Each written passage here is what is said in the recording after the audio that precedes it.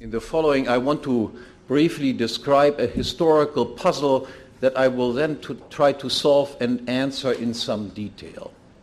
But before that, it is necessary to make a few brief general theoretical observations.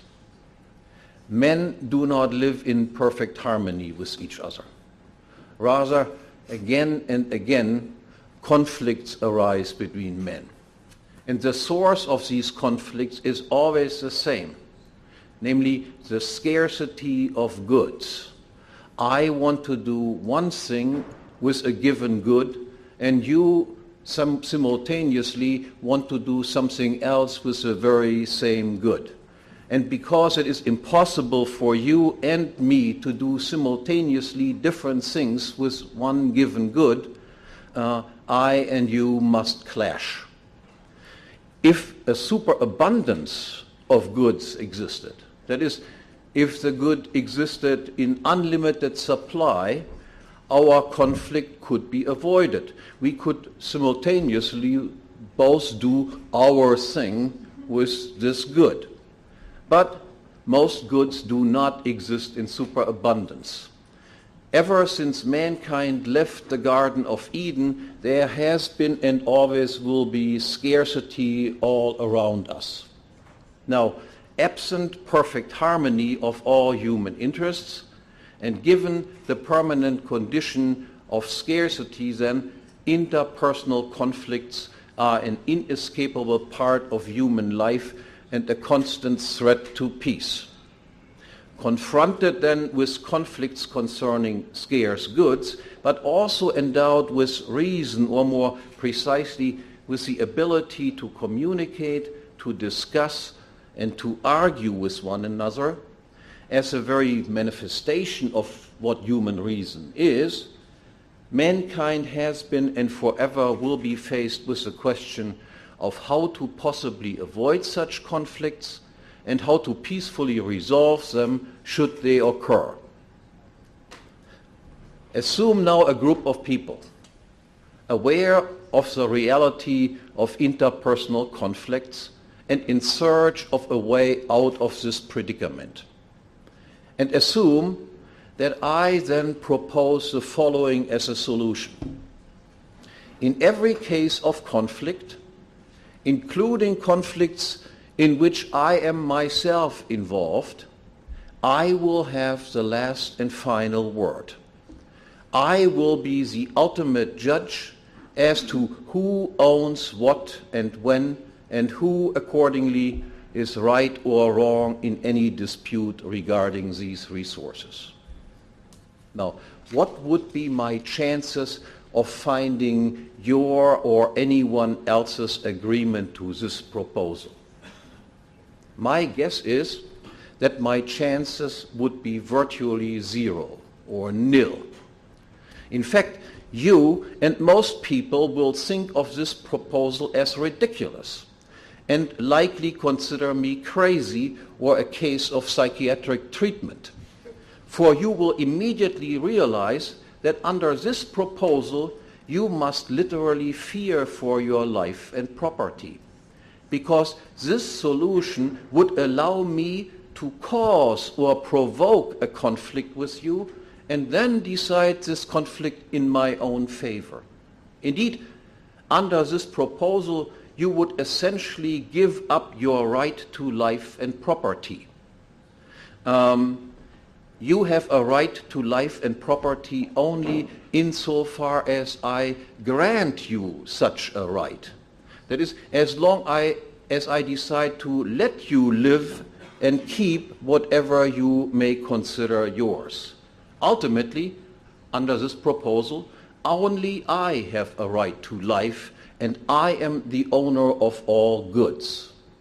And yet, and here is the puzzle, this obviously crazy solution is the reality. Wherever you look, it has been put into effect in the form of the institution of a state. The state is the ultimate judge in every case of conflict. There is no appeal beyond its verdicts. If you get into conflicts with the state, or with the agents of the state. It is the state and its agents who decide who is right and who is wrong. The state has the right to tax you, to take your property away, and thereby it is the state that makes a decision how much of your property you are allowed to keep. That is, your property is only fiat property. And the state can make laws, it can legislate. That is, your entire life is at the mercy of the state. It can even order you to get killed, not in defense of your own life and property, but in defense of the state or whatever the state considers defense of its own property. How then, and this is the question that I want to address at some length now, could such a wondrous, indeed crazy institution come into existence? Obviously, it could not have come into existence ab ovo, spontaneously, as the outcome of rational human deliberation. In fact, historically, it took centuries for this to happen.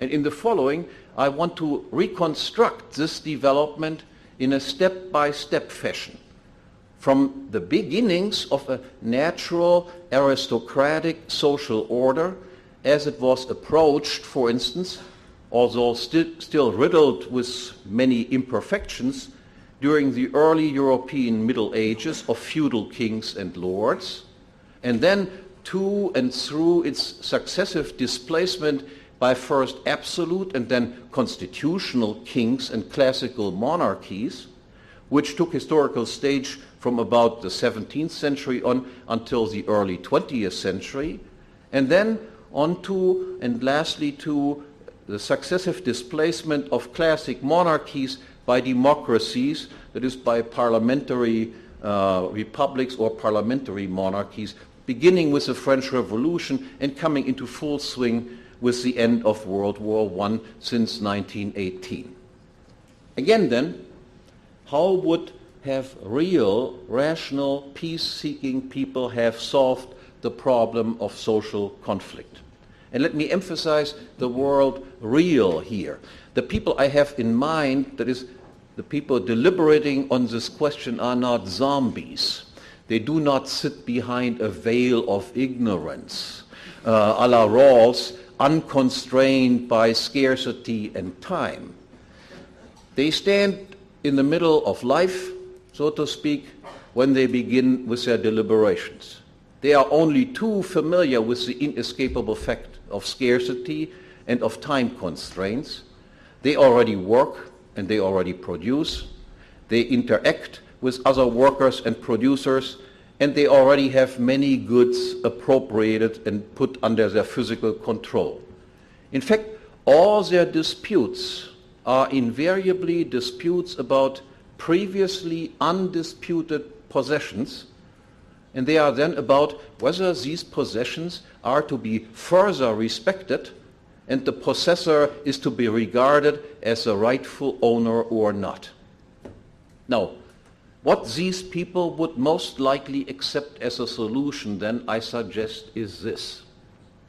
Everyone is, first off, or prima facie, presumed to be the owner, endowed with the right of exclusive control of all those goods that he already, in fact, and so far undisputed, possesses and controls. This is a starting point.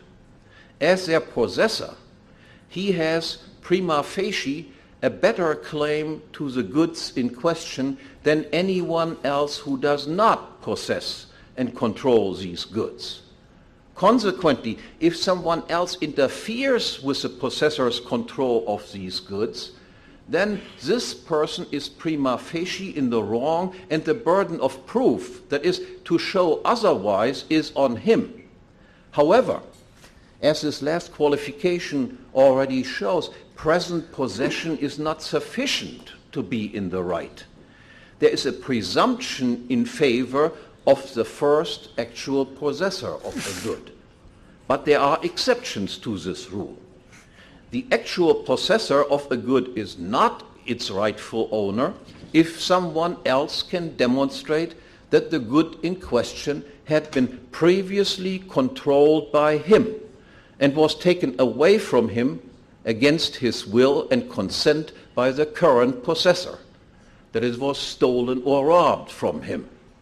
If he can demonstrate this, then ownership reverts back to him, and in the conflict between him and the actual possessor, he is judged to be in the right. And second, the current possessor of something is likewise not its owner if he has only rented the good in question from someone else for some time and under certain stated conditions, and this other person can demonstrate this fact by presenting, for instance, a prior rental contract or agreement. And third, the current possessor of a thing is also not its owner if he worked on behalf of someone else as his employee to use or produce the good in question, and the employer can demonstrate this to be the fact by, for instance, presenting an employment contract.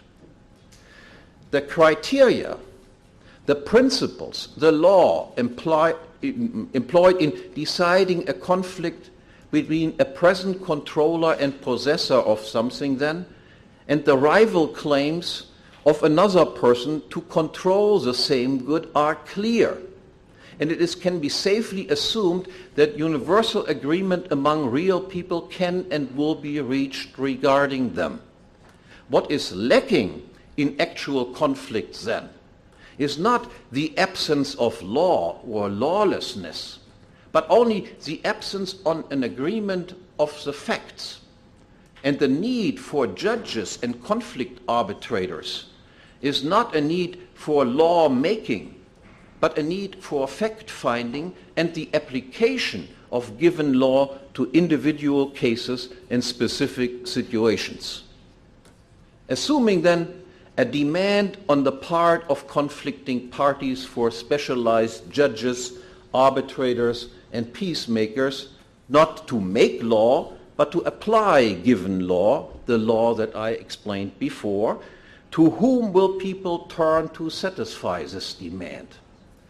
Obviously, they will not just turn to anyone, because most people do not have the intellectual ability or the character necessary to make for a quality judge, and most people's words have no authority and little, if any, chance of being listened to, respected, and enforced. Instead, in order to settle their conflicts and to have the settlement lastingly recognized and respected by others, they will turn to what I call natural authorities, or to members of the natural aristocracy, or to nobles and kings. What I mean by natural aristocrats, nobles, and kings here is simply this.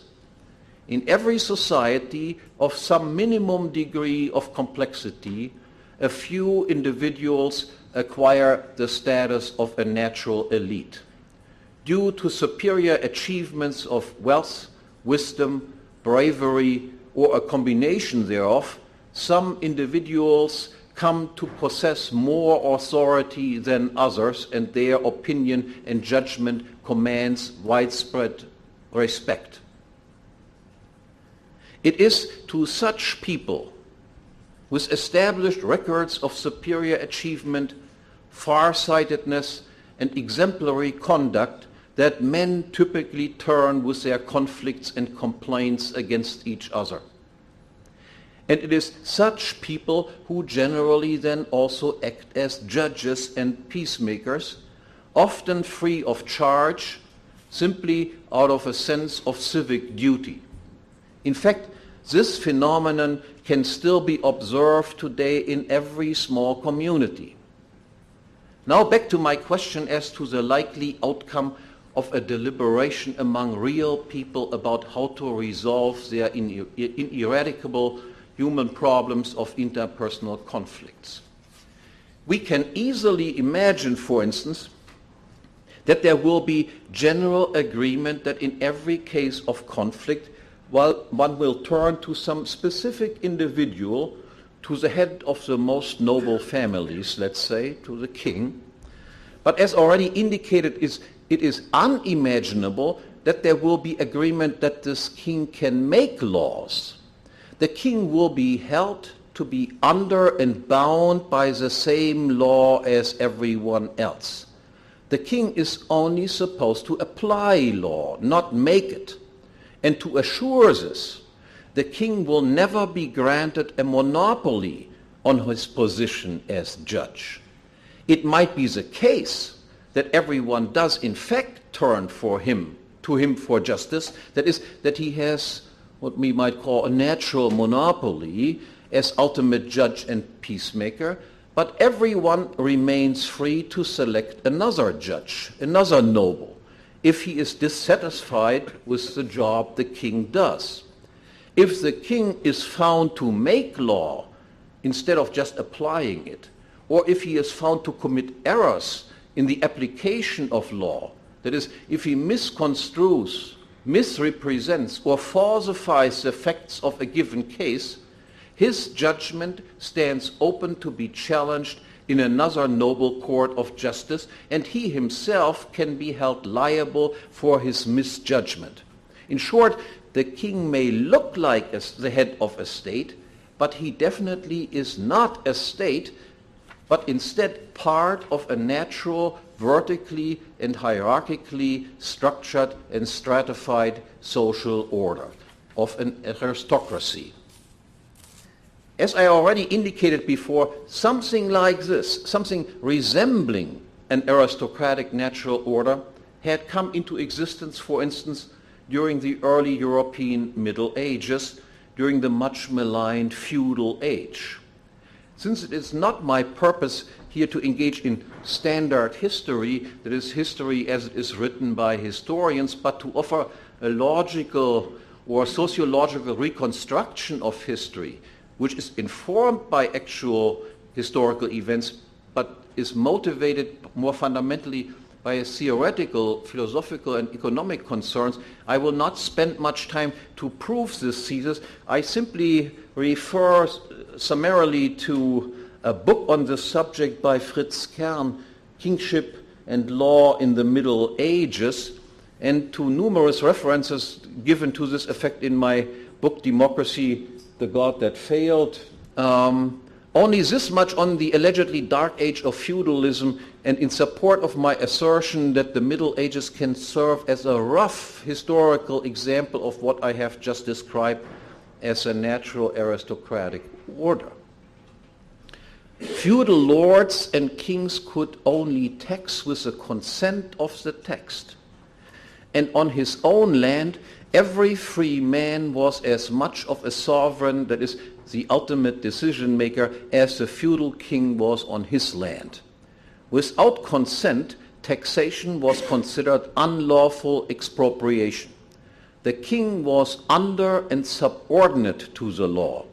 The king might be a noble, even the most noble person of all, but there were other nobles and not so nobles, and all of them, every noble and every free man, no less or more than the king himself, was subordinate to the same law and bound to protect and uphold this law. This law was considered ancient and eternal. New laws were routinely rejected as not laws at all. The sole function of the medieval king was that of applying and protecting good old law. The idea of kingship by birthright was absent during early medieval times. To become king required the consent of those doing the choosing, and every member and every section of the community of electors was free to resist the king if it deemed his actions unlawful. In that case, people were free to abandon the king and seek out a new one. Now, this brief description of the feudal order, or more specifically of allodial feudalism, shall suffice for my purpose. Let me only add this. I do not claim here that this order was perfect, a true natural order, as I have characterized it at the beginning. In fact, it was marred by many imperfections, most notably the existence at many places of the institution of serfdom. Although, I must say, the burden imposed on serfs then was mild as compared to the tax burden imposed on modern tax serfs. I only claim that this order approached a natural order by three criteria. First, the supremacy of and the subordination of everyone under one law. Second, the absence of any law-making power. And third, the lack of any legal monopoly of judgeship and conflict arbitration. And I would claim that this system could have been perfected and retained virtually unchanged through the inclusion of serfs into this system. But this is not what happened. Instead, a fundamental moral and economic folly was committed. Here we come now to the topic of follies. A territorial monopoly of ultimate judgeship was established. And with this, the power of law-making and the separation of law from and its subordination to legislation. Feudal kings were replaced first by absolute and then by constitutional kings. Conceptually, the step from a feudal king under the law to an absolute king above the law is a very small one. The formerly feudal king only insists that henceforth no one may rightfully choose anyone else but him as ultimate judge. Until then, the king might have been the only person to whom everyone turned for justice, but others, other nobles in particular, could have acted as judges if only there had been a demand for such services on the part of justice seekers. Indeed, everyone had been free to engage in self-defense of his person and his property and in private self-adjudication and conflict resolution. And the king himself could be held accountable and brought to justice in other courts of justice, that is, courts not of his own choosing. To prohibit all this and insist instead that all conflicts be subject to final royal review then is no less than a coup with momentous consequences. As already indicated, with the monopolization of the function of ultimate judge, the king had become a state, and private property had been essentially abolished and replaced by fiat property. That is, by property granted by the king to his subjects. The king could now tax private property instead of having to ask private property owners for subsidies, and he could make laws instead of being bound by unchangeable pre-existing laws. Consequently, slowly but surely, law and law enforcement became more expensive. Instead of being offered free of charge or for a voluntary payment, they were financed with the help of a compulsory tax. And at the same time, the quality of law deteriorated. Instead of upholding pre-existing law and applying universal and immutable principles of justice, the king, as a monopolistic judge who did not have to fear losing clients as a result of being less than impartial in his judgment, did successively alter the existing law to his advantage. Yet how was such a development possible, predictable as its consequences are? While it is not difficult to understand why a feudal king might want to become an absolute king, that is, the head of a state, for who, except angels, would not like to be in the position where he can decide all conflicts, including conflicts involving himself. But what is difficult is to understand how the king, even if he is the most noble of noble people, can get away with such a coup. Obviously, any would-be state king would run into immediate opposition, most likely and most ferociously, from other nobles, since they are the ones who typically own more and have larger estates, and hence would have to fear the most from the king's power to tax and to legislate. Now, the answer to this question is actually quite simple, and we are essentially familiar with it to this day. The king aligned himself on the one hand with the people, or the common man. He appealed to the always and everywhere popular sentiment of envy among the underprivileged against their own betters and superiors, or their lords. He offered to free them of their contractual obligations vis-à-vis their lords, to make them owners rather than tenants of their holdings, for instance, or to forgive their debts to their creditors, and could so corrupt the public sense of justice sufficiently to render the aristocratic resistance against his coup futile, and to console the aristocracy over its loss of power and thus reduce their resistance. The king further offered its members posts in his much enlarged and expanded courts. Moreover, to achieve his goal of absolute power, the king also aligned himself with the intellectuals. The demand for intellectual services is typically low, and intellectuals almost congenitally suffer from a greatly inflated self-image, and hence are always prone to and become easily avid promoters of envy.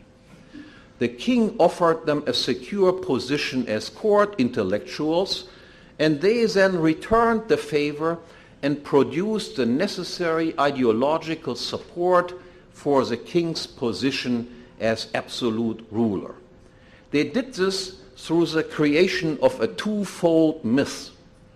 On the one hand, they portrayed the history before the arrival of the absolute king in the worst possible light, as a ceaseless struggle of all against all, with one man being another man's wolf, contrary to the actual history of a prior natural aristocratic order. And on the other hand, they portrayed the king's assumption of absolute power as a result of some sort of contractual agreement by its subjects, presumably reached rationally and based on the myth of the otherwise threatening return to the bellum omnia contra omnes. I have already shown that no such contract is conceivable, and that the notion of any such contract is a sheer myth. No person in his right mind would sign such a contract.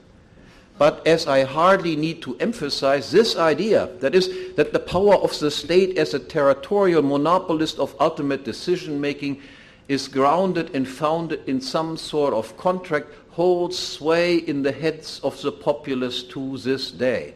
Absurd as it is, then, the court intellectuals were remarkably successful in their work. As a result of the intellectuals' ideological work of promoting this twofold myth, of presenting the rise of absolute monarchs as a result of a contract, the king's absolute monarchy was turned into a constitutional monarchy, a contractual monarchy. In school books and the official orthodox historiography, this transition from absolute to constitutional monarchy is typically presented as a great step forward in human history, as progress. In fact, however, it represented another folly and initiated still further decay. For whereas the position of the so-called absolute king was at best a tenuous one, as the memory of his actual rise to absolute power through an act of usurpation still lingered on and thus effectively limited his absolute power, the introduction of a constitution actually formalized and codified his power to tax and to legislate. The constitution was not something that protected the people from the king, but it protected the king from the people.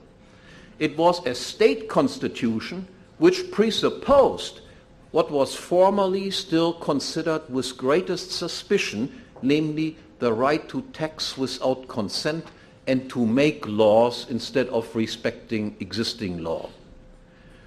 The constitutional king, in subjecting himself to a few formalities and procedural routines, was thus enabled to expand his power and enrich himself far beyond anything possible for him as a mere absolute monarch.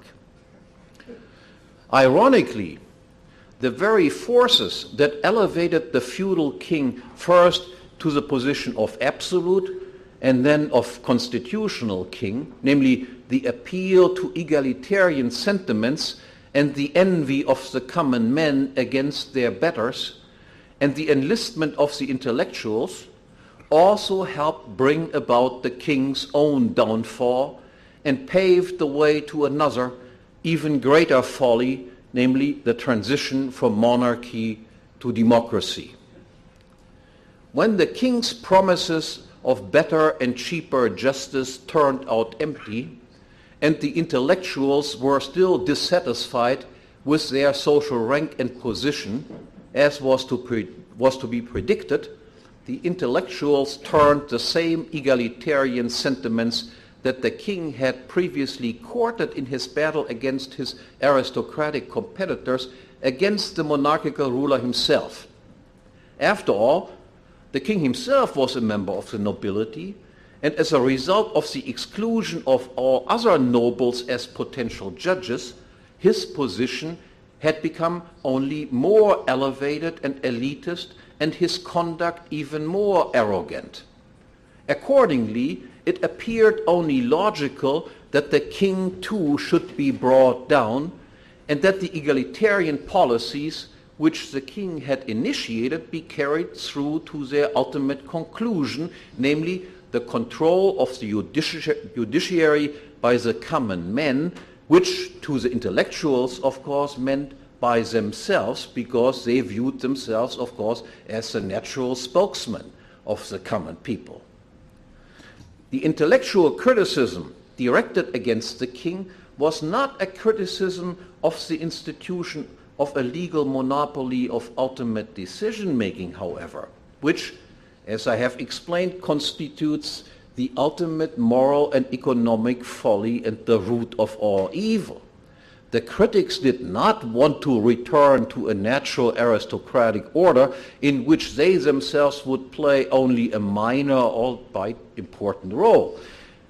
But they did, in their criticism, made a superficial appeal to the old and ineradicable notion of the equality of everyone before the law, or the superiority of law above all. Thus, they argued that monarchy rested on personal privilege, and that such a privilege was incompatible with equality before the law. And they suggested that by opening participation and entry into the state to everyone on equal terms, that is, by replacing a monarchy with a democracy, the principle of the equality of all before the law would be satisfied. Now, appealing as this argument might appear at first, it is fundamentally wrong. Because democratic equality before the law is something entirely different from and incompatible with the old idea of one universal law equally applicable to everyone, everywhere, and at all times. Under democracy, everyone is equal insofar as entry into the state government is open to all on equal terms. Everyone can become king, so to speak. Not only a privileged circle of people, that is the king and whomever he, in his absolute or constitutional powers, designates as his successor. Thus, in a democracy, no personal privilege or privileged persons exist. However, functional privileges and privileged functions exist in democracy. State agents, that is, so-called public officials, as long as they act in an official capacity, are governed and protected by public law and occupy thereby a privileged position vis-à-vis persons acting under the mere authority of private law.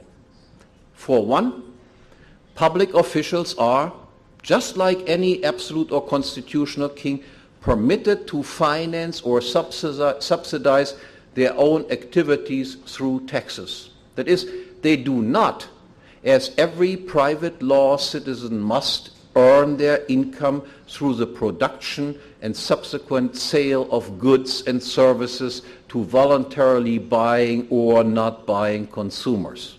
Rather, as public officials, they are permitted to engage in and live off what in private dealings between private law subjects is considered robbery, theft, and stolen loot. Thus, privilege and legal discrimination and the distinction between rulers and subjects do not disappear under democracy. To the contrary, rather than being restricted to princes and nobles, under democracy, privileges come into the reach of everyone.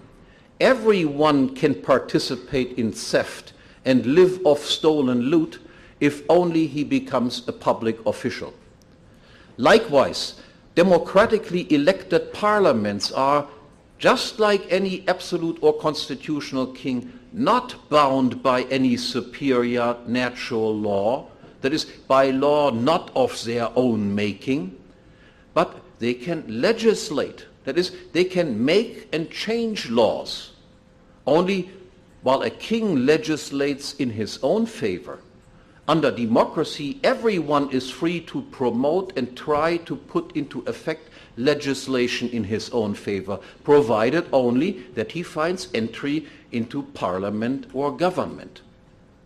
Predictably then, under democratic conditions, the tendency of every monopoly of ultimate decision-making to increase the price of justice and to lower its quality is not diminished, but aggravated.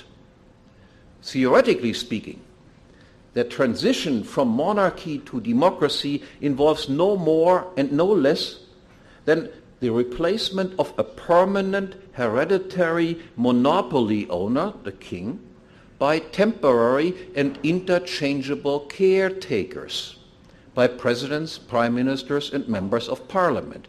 Both kings and presidents will produce bads, that is, they tax and they legislate. Yet a king, because he owns the monopoly and may sell and bequeath his realm to a successor of his own choosing, his heir, will care about the repercussions of his own actions on capital values. As the owner of the capital stock on his territory, the king will be comparatively future-oriented. In order to preserve or enhance the value of his property, his exploitation will be comparatively moderate and calculating. In contrast, a temporary and interchangeable democratic caretaker does not own the country, but as long as he is in office, he is permitted to use it to his own advantage. He owns its current use, usufruct, but not its capital stock. This does not eliminate exploitation.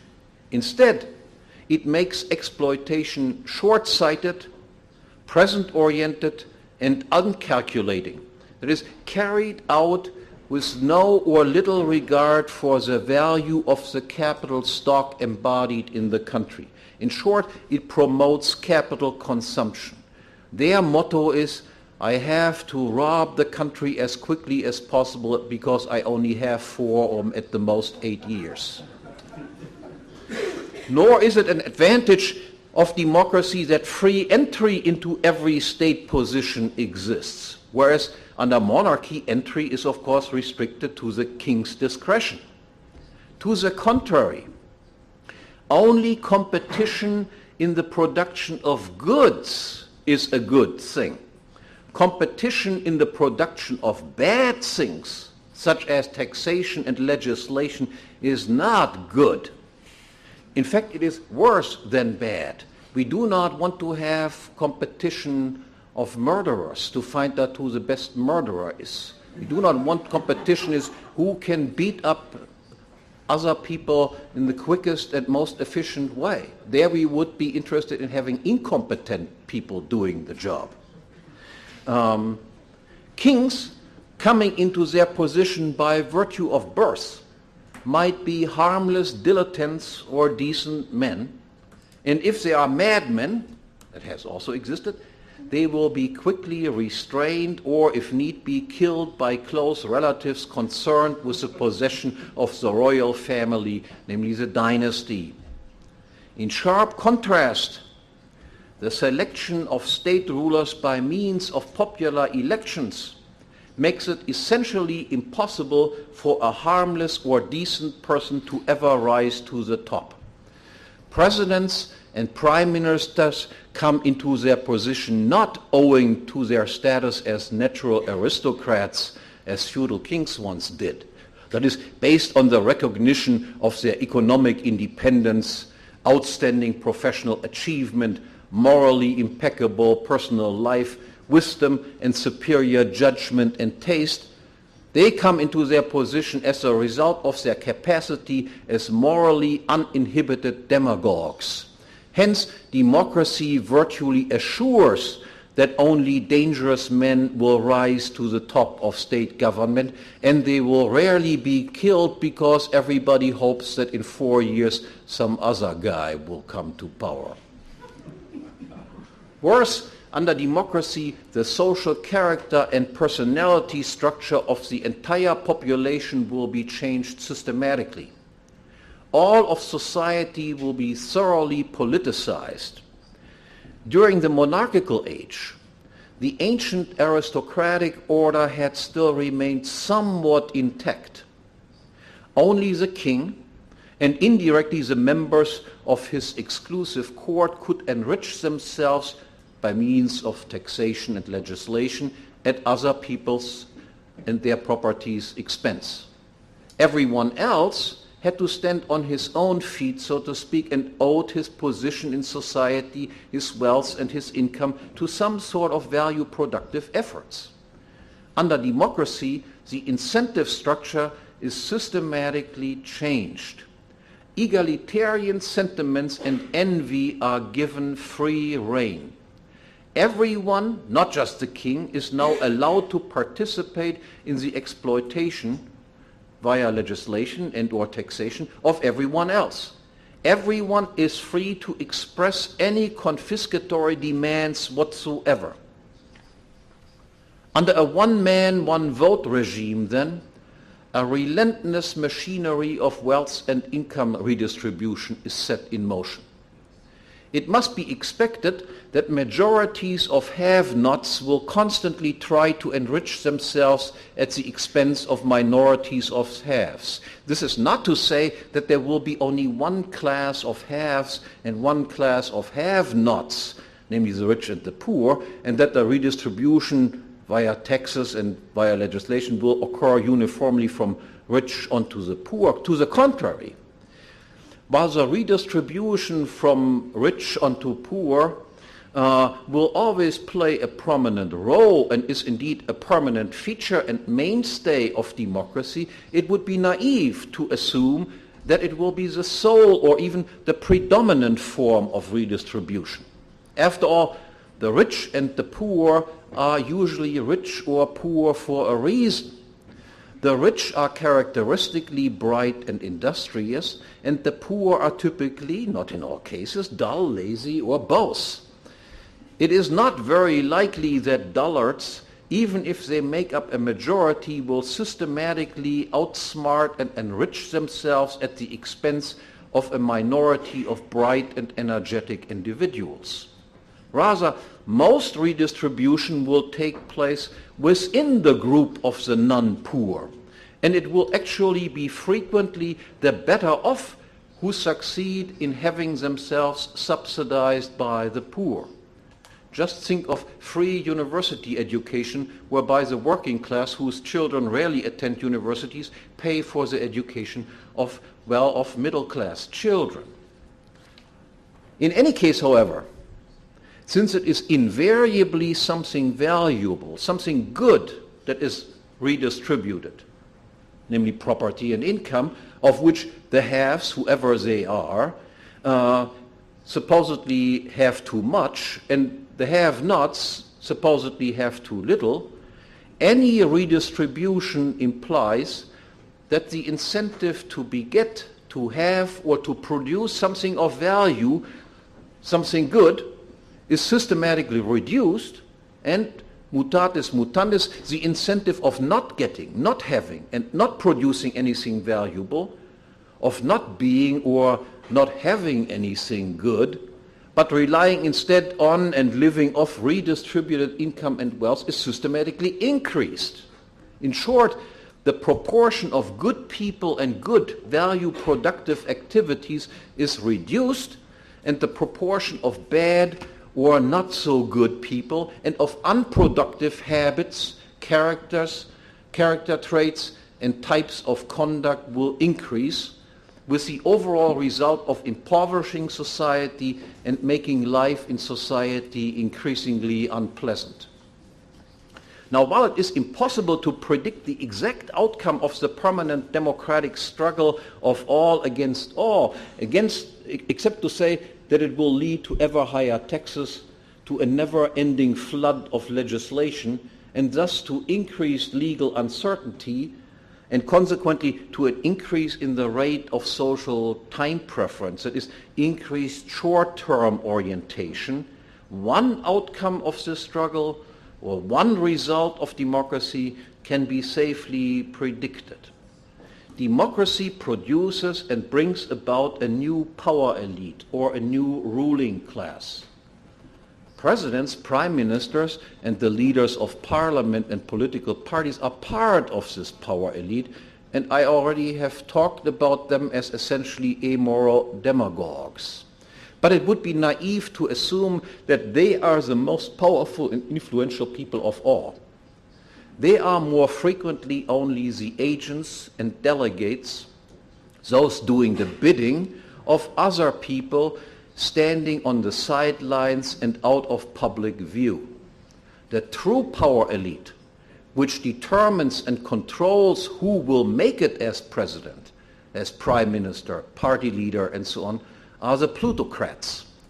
Plutocrats, as defined by the great but largely forgotten American sociologist William Graham Sumner, are not simply the super rich, the big bankers and the captains of big industry and big business.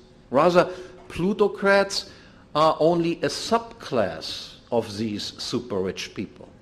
They are those super rich big bankers and businessmen who have realized the enormous potential of the state as an institution that can tax and legislate for their own even greater future enrichment, and who, based on this insight, have decided to throw themselves into politics.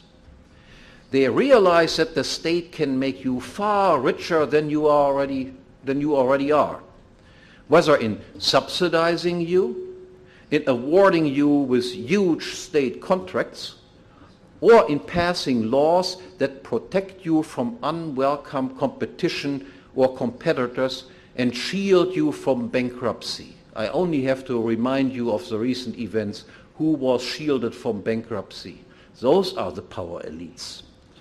And who then decide to use their riches to capture the state and to use politics as a means to the end of their own further enrichment.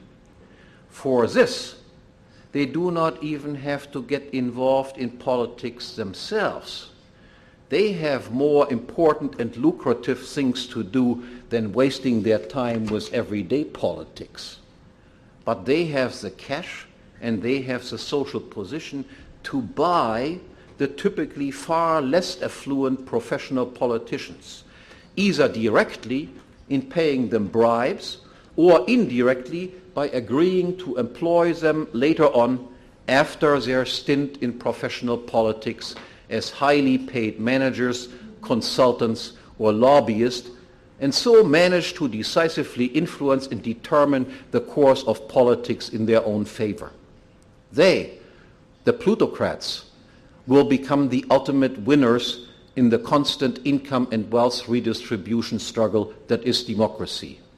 And in between them, that is the real power elite of plutocrats staying largely outside of the limelight, and between all those whose income and wealth depends solely or largely on the state and its taxing powers, namely all the employees of the always growing state apparatus, and between all those who are welfare recipients, the clients of the state, the productive middle class gets increasingly dried out and squeezed and impoverished. Now, what then is the morale of my story? I have tried to make you understand the current world as a predictable result of a series of successive and cumulative moral and economic errors. What I have tried to show here is why all of the economic and moral mess that you are only too familiar with here and all over the Western countries is not just an historical accident and might go away with the next election, but something that was predictable. Not in all details, of course, but as far as a general pattern of development is concerned, that the ultimate error committed leading to these deplorable results was the establishment of a territorial monopoly of ultimate decision-making, that is a state, and hence that the entire history we are told and taught in schools and standard textbooks, which presents democracy as the crowning achievement of human civilization, is just about the opposite of the truth. The final question then is, can we rectify this error and go back to a natural aristocratic social order? I have written and spoken about the ultimate solution, how a modern natural order, a private law society as I call it, could and would work, and I can only summarily refer you here to these works. Instead, I only want to briefly touch here at the very end of my speech on matters of political strategy, how to possibly approach the ultimate solution that I and others such as my great teacher Murray Rothbard have proposed and outlined given the current state of affairs. As mentioned and as is increasingly obvious, the democratic system in the Western world is on the verge of economic collapse and bankruptcy, as in particular the developments since 2007 with a great and still ongoing financial and economic crisis have revealed. The EU and the euro are in fundamental trouble, and so are the US and the US dollar. In this situation, not quite unlike the situation after the collapse of the former Soviet Empire, countless decentralizing, separatist, and secessionist movements and tendencies have gained momentum, and I would advocate that as much as possible ideological support be given to these movements. For even if as a result of these decentralist tendencies new state governments should spring up, whether democratic or otherwise, territorially smaller states and increased political competition will tend to encourage moderation as regards a state's exploitation of productive people. Just look at Liechtenstein, Monaco, Singapore, Hong Kong, and even at Switzerland with its still, vis-à-vis its central government, very strong cantons. Ideally, the decentralization should proceed all the way down to the level of individual communities, to free cities and villages as they once existed all over Europe. Just think of the cities of the Hanseatic League, for instance. And in any case, even if new little states will emerge there, only in small regions, districts and communities will the stupidity and the corruption of politicians and local plutocrats become almost immediately visible to the public and can possibly be quickly corrected and rectified. And only in very small political units will it also be possible for members of the natural elite, or whatever is left of such an elite, to regain the status of voluntarily acknowledged conflict arbitrators and judges of peace. Thank you very much.